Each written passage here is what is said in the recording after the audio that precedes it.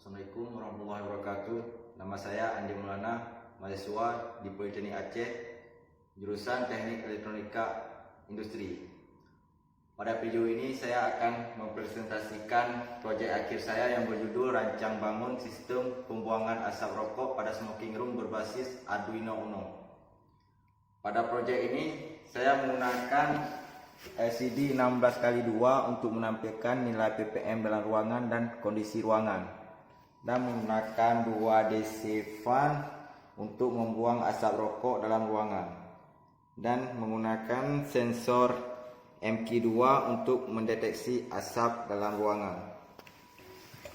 Arduino Uno sebagai microcontroller dan driver motor untuk mengendalikan DC fan secara PWM menurut kondisi asap dalam ruangan. Jadi pada proyek ini sensor MQ2 akan mendeteksi kondisi asap dalam 3 kondisi, yaitu kondisi baik, sedang, dan bahaya. Kondisi baik adalah nilai di bawah 50 ppm, dan kondisi sedang adalah nilai di atas 50 ppm dan di bawah 100 ppm. Jika di atas 100 ppm maka maka kondisi ruangannya bahaya.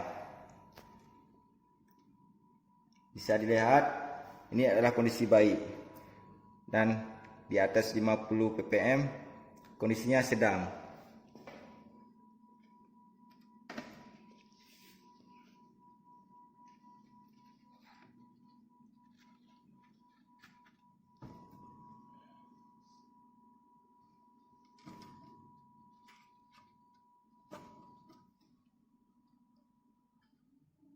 Dan di atas 1 ppm maka kondisi ruangan bahaya.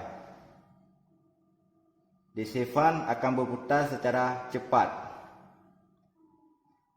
dan ketika di bawah 100 ppm, di atas 50 ppm kondisi sedang. DC fan berputar secara sedang,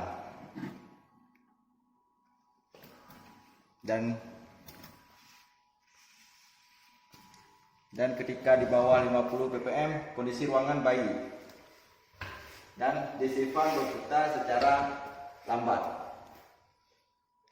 Itulah hasil kerja proyek akhir saya yang berjudul Rancang Bangun Sistem Pembuangan Asap Rokok pada Smoking Room berbasis Arduino Uno. Sekian dan terima kasih. Wassalamualaikum warahmatullahi wabarakatuh.